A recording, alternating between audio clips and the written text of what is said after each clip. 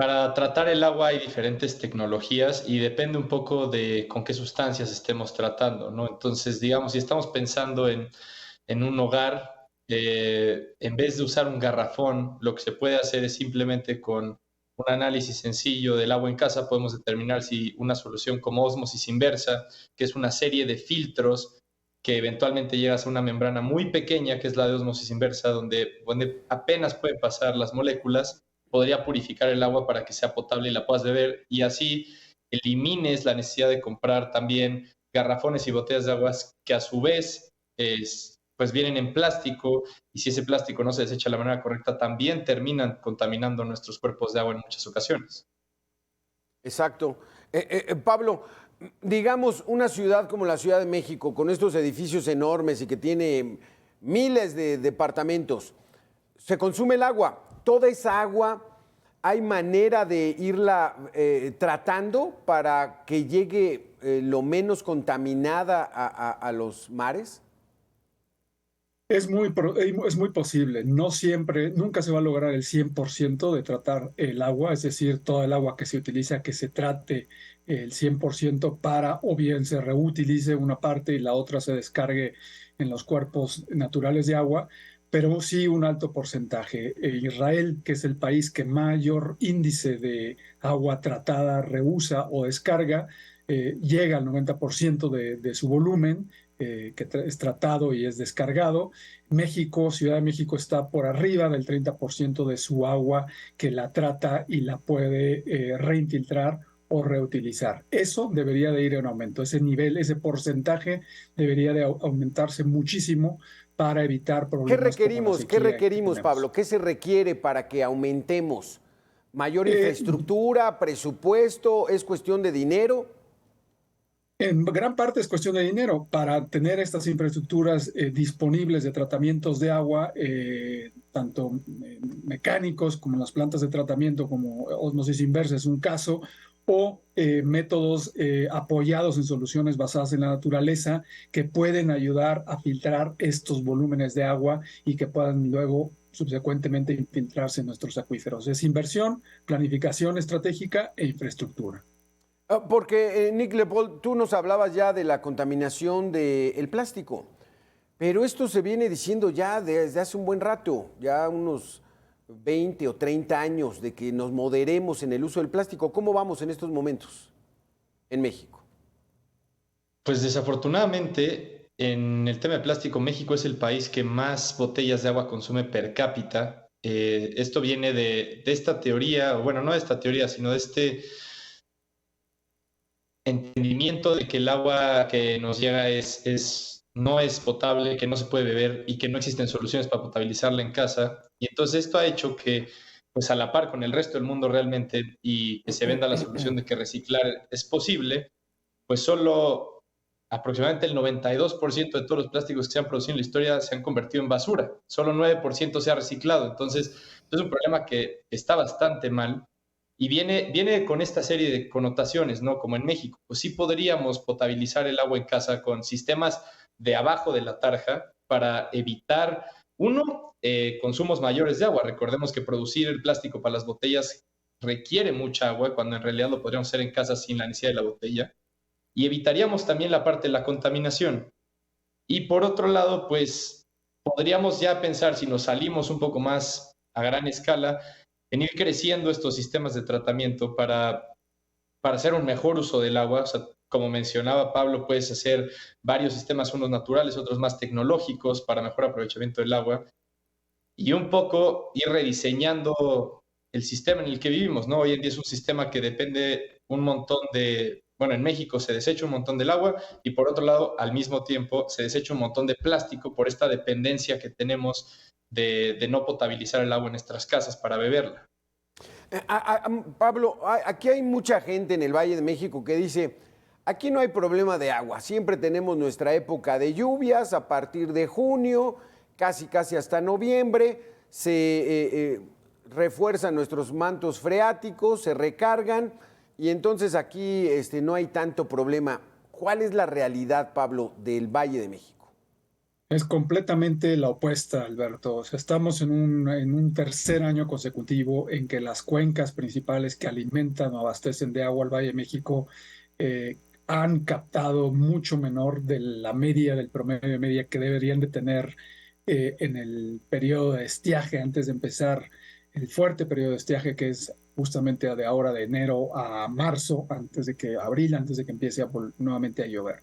Entonces estamos en una situación crítica, ya se han hecho anuncios en los últimos días, pero la conciencia de lo que este tercer año consecutivo nos está ofreciendo es un panorama completamente adverso de sequía y de una muy baja posibilidad de que el suministro sea constante en todo el Valle de México. Te pongo dos ejemplos. El primero es el sistema Cutzamala, que abastece el 30%, una tercera parte del agua de la Ciudad de México, está aproximadamente a un 40% de su capacidad, con lo cual va a tener cierta presión en algunas zonas de la Ciudad de México de abastecimiento.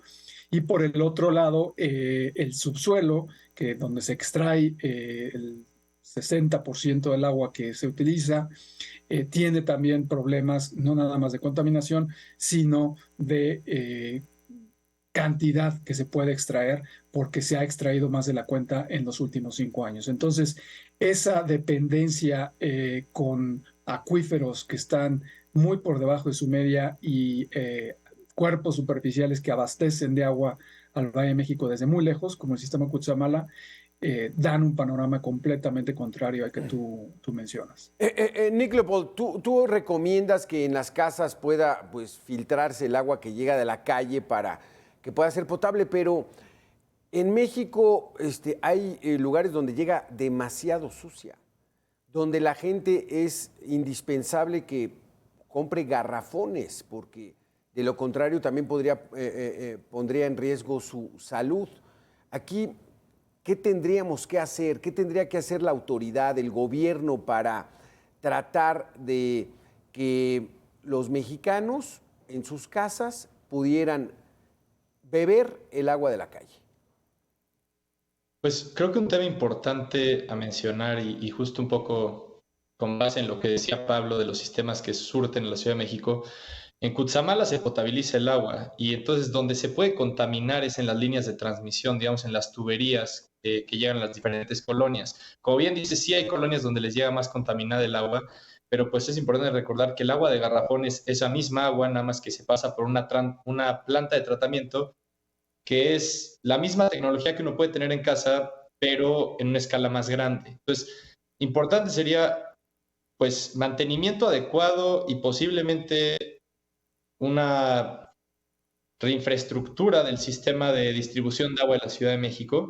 Y por otro lado, sería importante que las autoridades apoyaran en ese sentido, ¿no? De hacer estudios de análisis de agua de las calidades de las diferentes colonias, Claro. para entonces tener un entendimiento de con qué sistema de purificación podría contar cada casa que le garantice agua potable sin la necesidad de pagar por Claro, el plástico, que al final se los cobran, y sin la necesidad de contaminar también con ese plástico que claro. pues, es de un solo uso. Sí, sí, porque Pablo, en 1970, que no tiene mucho, pues bueno, los niños consumían agua incluso ahí de las mangueras, ¿no? Hacía un día caluroso y tomaban agua, la gente tomaba agua. ¿Será una fobia que ya nos han ido metiendo la mercadotecnia de estas empresas que embotellan el agua? ¿O verdaderamente sí es de riesgo que tomemos de la llave?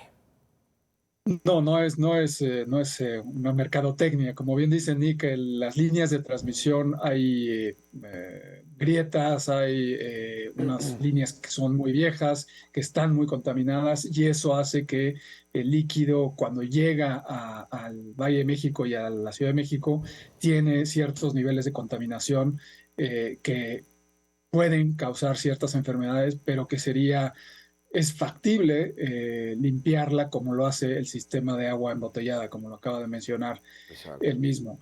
Ahora, hay dos temas. El primero es, hay que recordar que los acuíferos a veces, y el agua viene de muy lejos, de fuera de las ciudades, y en el área también rural, hay otro tipo de contaminación por la forma en la que se hace la agricultura, los pesticidas, por ejemplo. Entonces, esos pesticidas se van filtrando en la tierra, llegan a los mantos acuíferos y también dan otro nivel de contaminación que no se adquiere o no se incorpora en estos sistemas de distribución, sino que ya viene el agua con esos ciertos niveles.